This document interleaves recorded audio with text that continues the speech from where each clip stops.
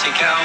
If other dealers you have cussed, here's a dealer you can trust. All you have to do is just go see Cal. What is up? That was Carlos, the Nostalgic Latino, and this is LA in a Minute here in Long Beach at Worthington Ford, where Calvin Coolidge Worthington harnessed the power of television advertising in 1949 to eventually become the single largest grossing car dealership in the world by 1990. Let's get into some history about Cal Worthington and his dog Spot.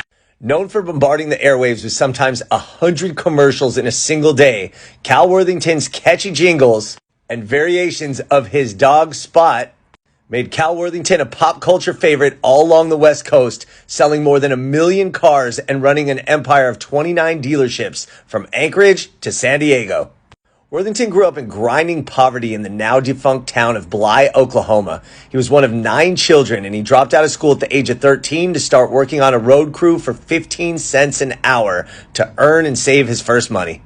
Worthington, who's seen here performing one of his crazy commercial stunts, enlisted in the Army Air Corps and flew 29 bombing missions over Germany and left the military a very highly decorated captain.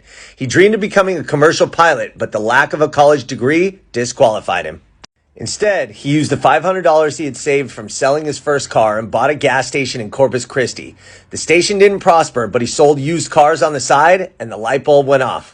After moving to California in 1949, he bought a Hudson dealership on Slauson Avenue in Huntington Park. He bought the dealership from Earl Muntz, also known as Madman, who pioneered the kind of lunatic, hard sell commercials on radio that Cal Worthington would later perfect on television. Initially, Worthington's commercials made himself the star, but in 1959, he began broadcasting a live 3-hour country music show from the dealership called Cal's Corral, which ran until 1972 and featured performers like Johnny Cash and Jerry Lee Lewis. In the 60s, one of Worthington's rivals, Chick Lambert, began filming commercials featuring his dog Storm, a real German Shepherd, and again, Worthington was struck with inspiration. He gave up on Cal's Corral and concentrated on 90-second ads, creating his own company, Spot Advertising, to film as many as 40 ads a week, concentrating on his own dog, Spot, which, by the way, was never a dog. The commercials and the jingles were a hit, and in the 60s, he was the #1 Dodge dealer in the nation. As the commercials bombarded the airwaves, sales soared, and he sold more than $200 million worth of cars annually in the 1980s. Now, the funny thing is, Cal Worthington himself never owned a car. He also said he never liked the car business because he just wanted to fly.